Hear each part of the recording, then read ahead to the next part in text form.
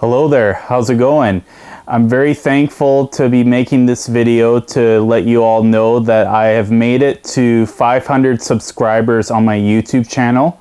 And I really want to thank you all for those who are already subscribed to my YouTube channel. Thank you very much. And if you haven't seen me much on YouTube lately, welcome back. Or if you're new, welcome. In this 500 subscriber special, I want to talk to you what it's like for me to be a Railfan person, as well as a Firewatcher, as well as you've seen in my previous videos on YouTube over the past few years. You've seen a lot of train videos, as well as fire truck and ambulance compilation videos I do once a month.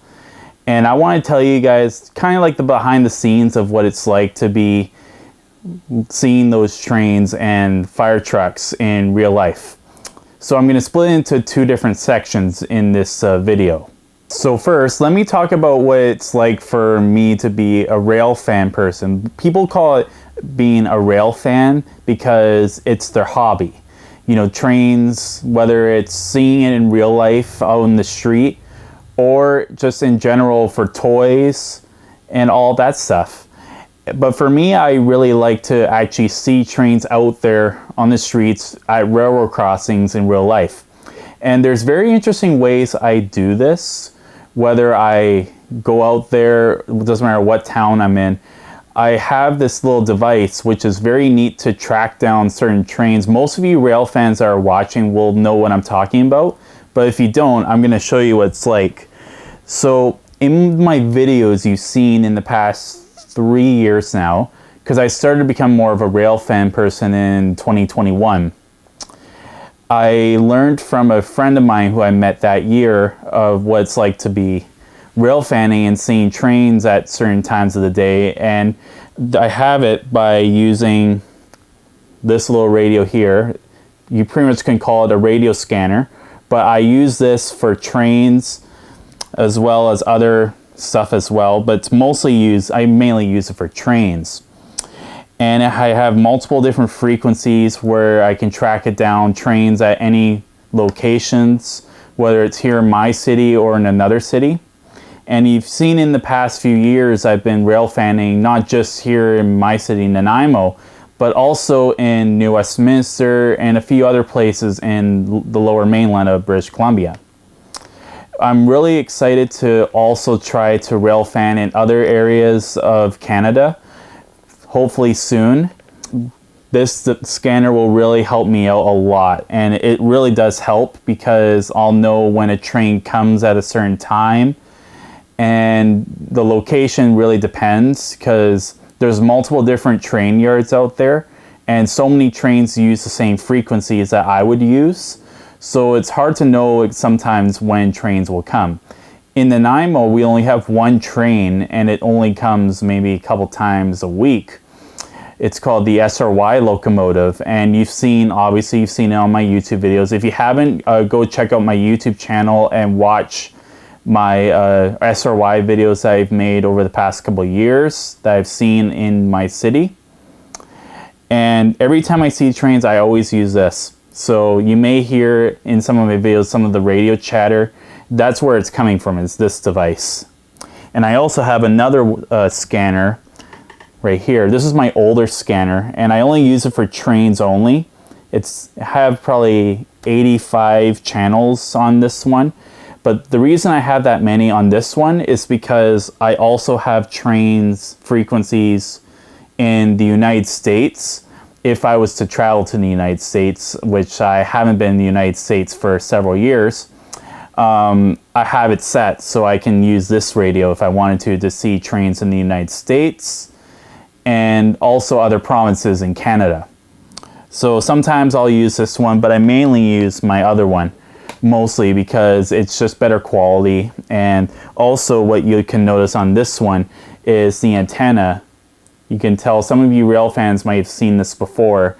It's a long range antenna, so I can listen into trains from miles away from where I would be.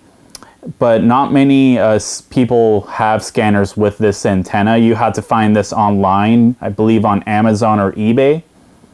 I got this as a birthday present a few years ago, so I'm lucky to have it, and it works really well. It works like a bell.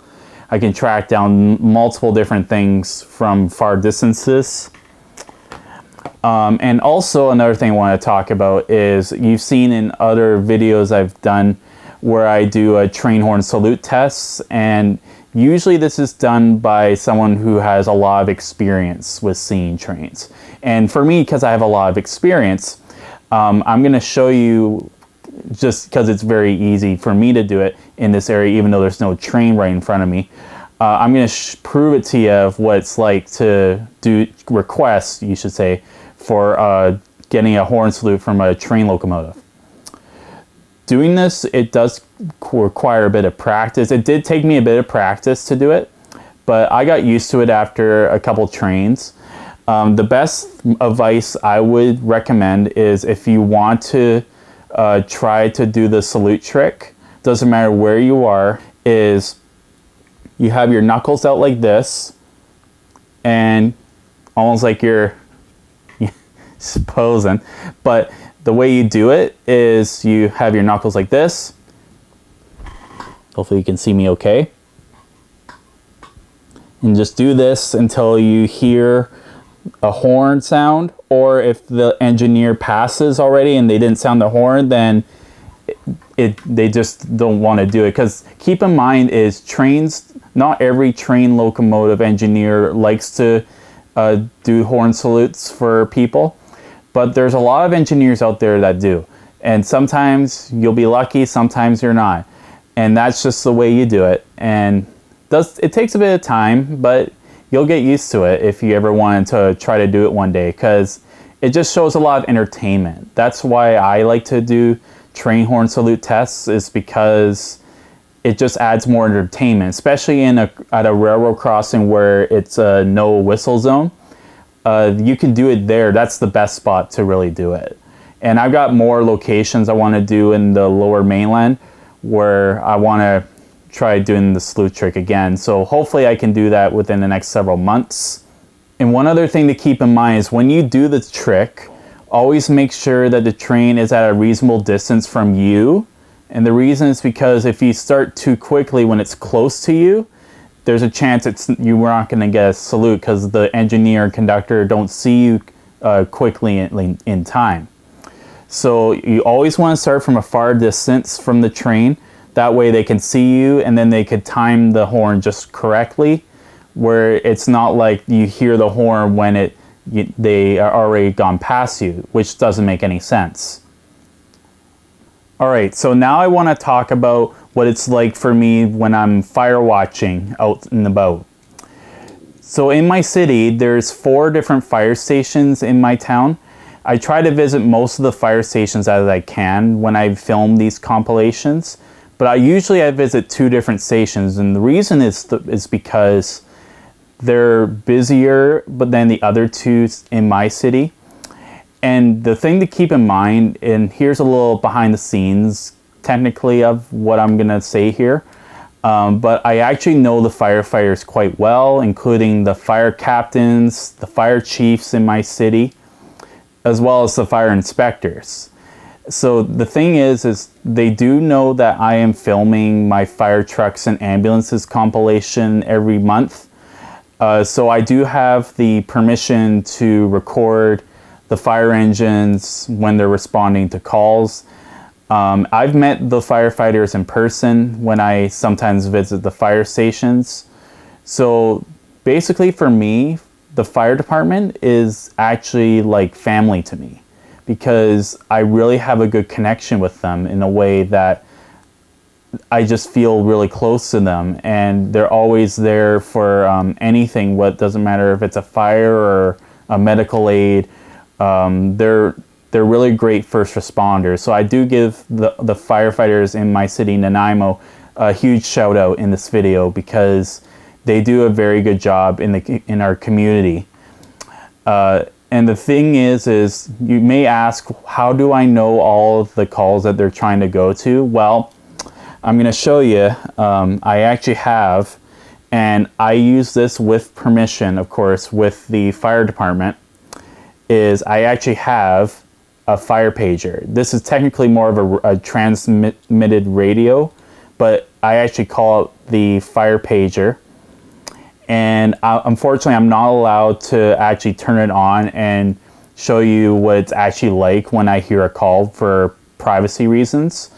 But I can at least show you what this is like. The only restriction I have with this radio that I was given a restriction of with the fire department is I'm not allowed to transmit on this, even though it'll work if I try. But since I'm not an actual firefighter, I'm like a fire observer, if you can say, a Firewatcher observer. I'm not allowed to transmit on this radio. But I am allowed to listen in to what they're doing or the page outs and all that, so they know what I'm doing, and the reasons to why I have this is mainly because for filming the compilations that I'm showing with you all on my YouTube. And I'm very thankful that that has given me hundreds and hundreds of views every month, as well as my train videos. I do want to thank you all for the appreciation that you have the interest in seeing my fire truck and train videos the most on my YouTube channel, which has gained me so many subscribers. And the one other thing I can also address is when I edit my videos, I do it in two different software. I use my train videos mostly in Nanaimo. When I see the SRY here in Nanaimo, I don't edit at all. But the trains, when I see them in the lower mainland, there's so many different train videos that I have to edit them all together. And then, it just takes time to edit through it on my computer. But with my fire trucks and ambulances compilation videos, I actually edit them through my phone. And the reason is because I actually film my fire truck videos and ambulance video clips actually on my phone. And on my train videos, I mainly use the train videos in the mainland. I use on the camera I'm using right now for filming. And for the SRY here in Nanaimo, I also use my phone. And so I don't have to really edit to make it easier for me to share it quicker on YouTube and all that, because not every video I use requires editing. And editing is great for certain things, but it really depends on what you're actually filming. But I do enjoy editing the videos if I have to. I try to edit the best as I can because I did video production work when I was in high school. So I do have a bit of experience with editing videos. But I am, for my future, to finish off, I'm just going to talk about my future. Yes, I am still going to continue to make train videos and fire trucks and ambulances compilation videos. And another bonus too is a lot of people have asked me, why haven't I made much singing fish videos? Well, as you can see, I am still collecting, but I just lost a lot of interest in filming singing fishes because they're all the same mostly. And there just is no point of me really filming much singing fish videos as it used to be before COVID. But I am excited to continue on also with my chloral videos I do, if you've seen on my YouTube as well. Those are going to continue also, because I know that singing from the heart at home is really a good thing. And in a choir style, it's with other people singing in the background, does sound 2 times better than you just singing solo. And plus, I used to sing in a choir when I was in high school, so it does bring me back a lot of memories when I was a teenager. So yeah, thank you very much for watching this video, and if you haven't subscribed already, please subscribe to my YouTube so you can, and click the bell as well so you can see more videos of me, and you can see more newer choral music videos I'll be doing soon. More train videos will be coming soon. And more fire trucks and ambulances compilation videos you'll see once a month. I always upload those at the end of every month. So please stay tuned for that. And again, I want to thank you all for watching, and you guys have a great day.